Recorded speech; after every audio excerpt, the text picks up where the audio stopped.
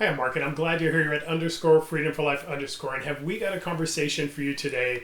I want to talk to you about something that I've been seeing lately in kind of the guy culture that we have, those videos you're watching on YouTube or Instagram or TikTok or wherever. And what I want to show you or talk to you about is the one mistake that we're making as men that's holding us back from the life that we're created for. So let's get started, shall we?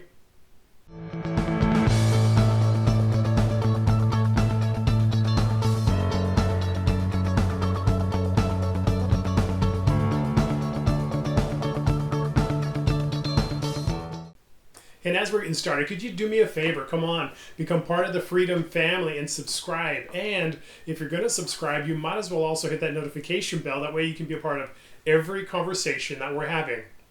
So I've been seeing this a lot lately. Maybe you have, the Andrew Tate kind of bro culture kind of conversations that are happening after these guys that are out there and they're all beefed up, or they're all talking this stuff about how you got to get the cars and the women and the money, and you don't need to treat them right, and you're just going to be this kind of type A guy, and they give type A guys a bad name. The thing is that you can be this man who's out there achieving stuff and doing things and all of that.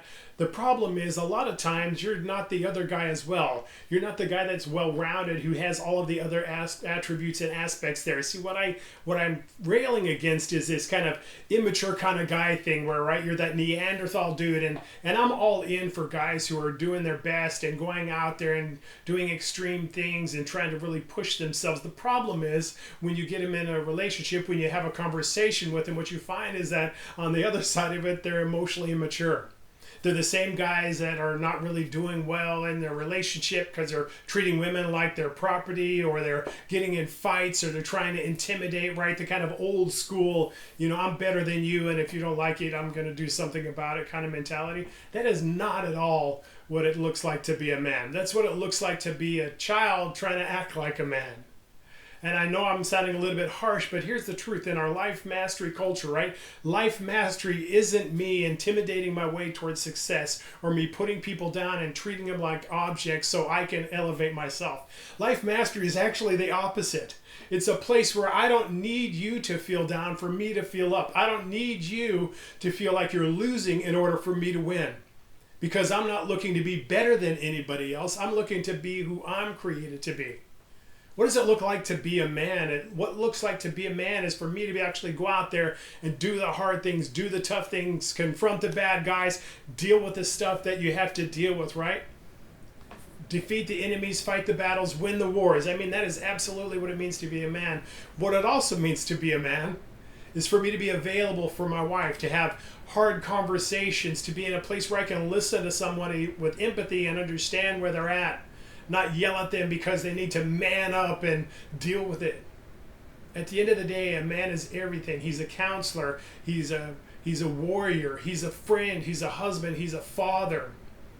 He's a person who you can count on to be there for the times when things are bad and you just need to be picked up, or for those times when you need somebody to go to battle with.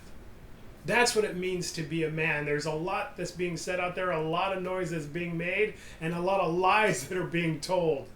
It has nothing to do with your cars, with your women, with your money, with your power, with your fame. It has everything to do with you being a pillar in your household, in your business, in your job, with your friends. Not so that you can show them you're better than, but because you can be there to be counted on. What it looks like to be a man is to be that and more. It looks like a father who's doing a great job with his kids. It looks like a husband who's madly in love with his wife 20 years into his marriage. It looks like that guy in the job who's encouraging, who's giving credit to everybody around him, who doesn't need to put everybody down or put himself on a pedestal to make himself look good.